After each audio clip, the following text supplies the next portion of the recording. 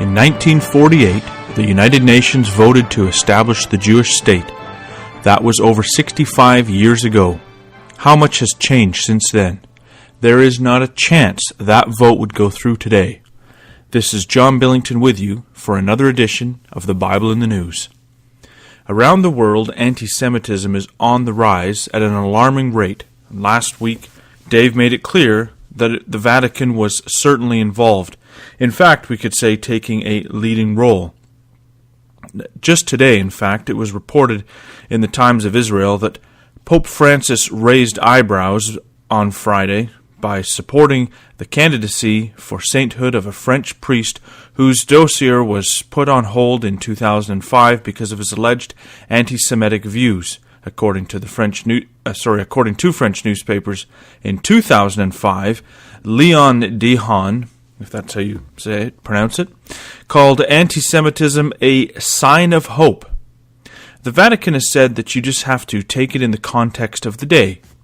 I'm not sure how that affects anything. Based on that, we could take Pius XII's agreements with the Nazis into historical context, and it's all okay. I think the difference is that at that time, the Vatican was happy to openly show their anti-Semitism, whereas now they feel the need to slightly cover it. Even FIFA, the world soccer body, was raising concerns about how the Palestinian players were being treated as they had to stop at checkpoints like the rest of the population. Never mind the fact that the checkpoints directly save Jewish lives. That's always conveniently forgotten. An MK in Israel got up in the Knesset this week and said it is not politically correct to be anti-Semitic today, but it's super in to be anti-Israel. People used to delegitimize the Jews, and now they do it to our country, she said. Well, how about the Dutch travel advisory for its citizens traveling to Israel? It has the following warning on their website. Quote, Jewish colonists live in illegal West Bank settlements and organize demonstrations regularly around and on the road. These colonists are sometimes violent. At times, these colonists throw stones at Palestinians and international vehicles, so be alert when traveling around settlements of Jewish colonists.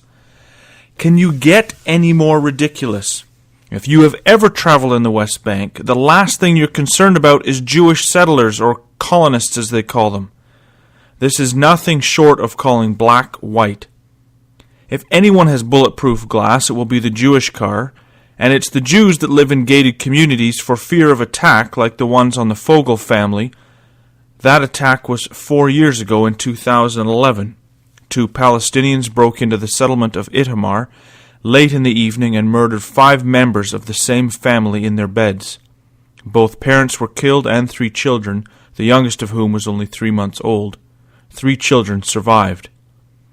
The attack does stand out for its brutality, but many families in Judea and Samaria have lost family to terror. In fact, it's the 1-year anniversary, it's around now, of the deaths of the 3 teens that were murdered near Gush Etzion.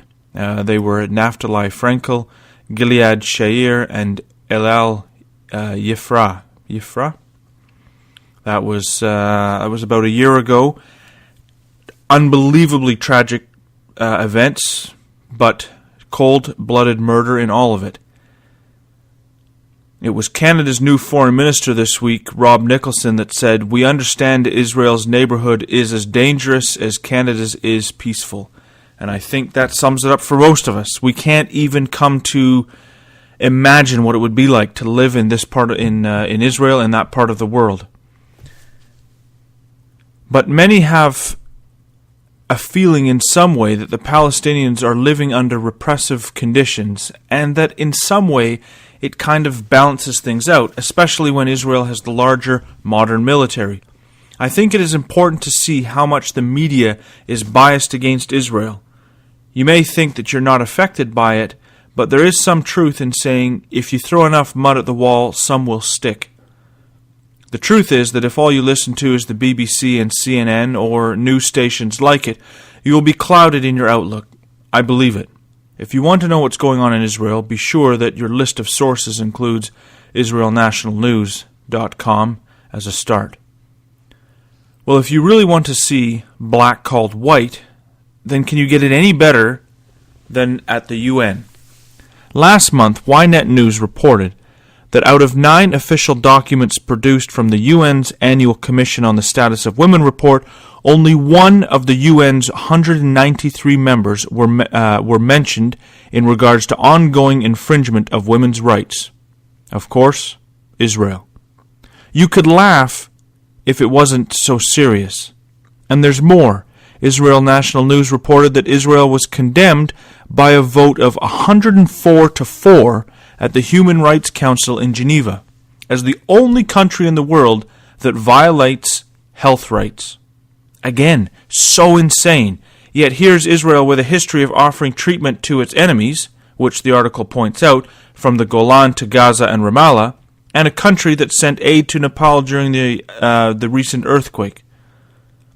We know that from the prophecies that in the end Israel will stand alone until the intervention of the Messiah. So we cannot be really super surprised when we see this happening. That said, it still blows your mind when you see how mad the world is. When we come to Ezekiel 38, we have the picture of a northern confederacy of nations coming against my people Israel, it says.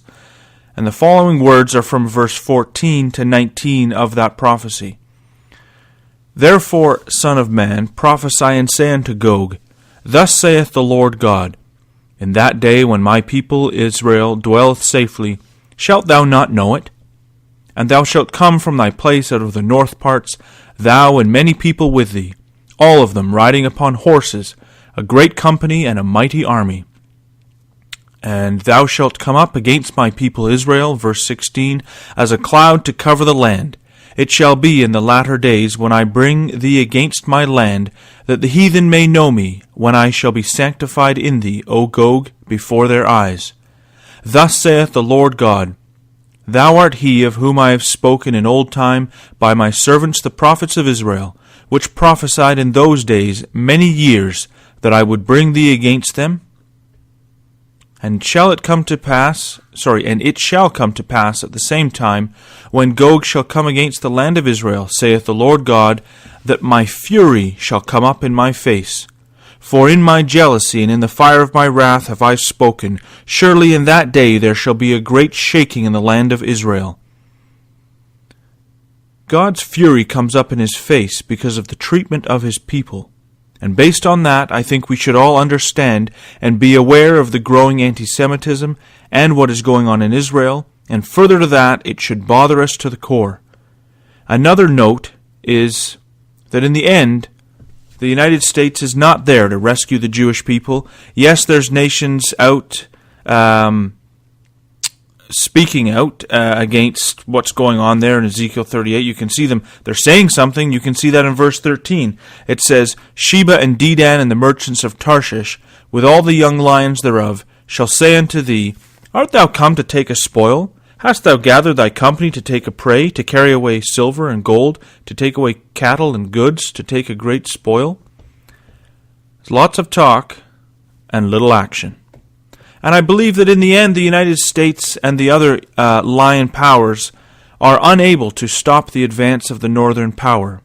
That said, under the current administration, the U.S. is jumping on the bandwagon and turning its back on Israel, inasmuch as they can. Just this week, Obama went on Israeli television and said, If in fact there is no prospect of a peace process, if no one believes there is a peace process, it becomes more difficult to argue with those who are concerned about settlement construction. More difficult for me to say, be patient, we have progress here. Process here. He is ultimately upset because Netanyahu said that a Palestinian state was not going to happen anytime soon. The reality is that giving land for peace does not work, and more than that, Israel has no peace partner to talk with, and trying to make peace with Hamas. And the PA is like trying to talk nice to a rabid dog, and that is not an exaggeration. In the area under PA control, they are naming streets after terrorists. Seriously. They're naming streets after terrorists. And these are the people that you're supposed to be having peace with. It is truly ridiculous.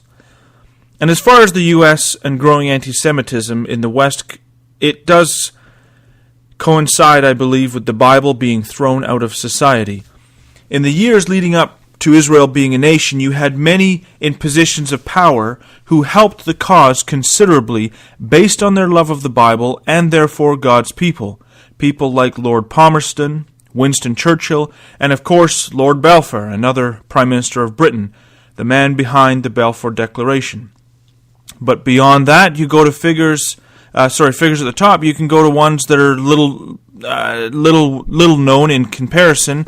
Lawrence Oliphant, Ord Wingate, and there's more. There's ones that you don't know much about and ones that are prime ministers, but all were motivated by the scriptures. All were reading their Old Testament and could see that this was God's people and were excited to be involved in any reestablishing them back in their ancient land. Today there are some exceptions, and we've mentioned Canada in their what Rob Nicholson said this week. And I think Canada will stay favorable to Israel for as long as Stephen Harper stays as Prime Minister. But the other interesting news that came out this week was regarding Saudi Arabia. Long have Bible students looked for a softening in the relationship based on Ezekiel 38, as Saudi Arabia is actually in the territory of Sheba and Dedan. We read that in verse 13, the Sheba and Dedan. It's the territory of Saudi Arabia. But it has been a long time coming, we could say, and many people would maybe never have expected it. Normally, Saudi Arabia likes to keep quiet any hint of working with Israel. But this week it was announced that the two countries are working together on, of course, the Iran file. Not really surprising that they are talking together, but announcing it is a huge change, and in line with what we'd expect in the Bible. There's many angles to look at when we stand back and look at the plan and purpose of God, and we may not know the day in which Christ will return, but of this we can be sure. We are in the era. The Jews are back on the mountains of Israel, and are in need of the Messiah, and as do we all. May we be found ready and prepared when the day soon comes. We're going to end our Bible in the News edition this week with the following words from Psalm 2. Why do the heathen rage and the people imagine a vain thing? The kings of the earth set themselves, and the rulers take counsel together against the Lord and against his anointed, saying, Let us break their bands asunder, and let us cast away their cords from us. He that sitteth in the heavens shall laugh, the Lord shall have them in derision. Then shall he speak unto them in his wrath, and vex them in his sore displeasure. Yet have I set my king upon my holy hill of Zion. Thanks for tuning in this week to another edition of the Bible in the News, and come back next week.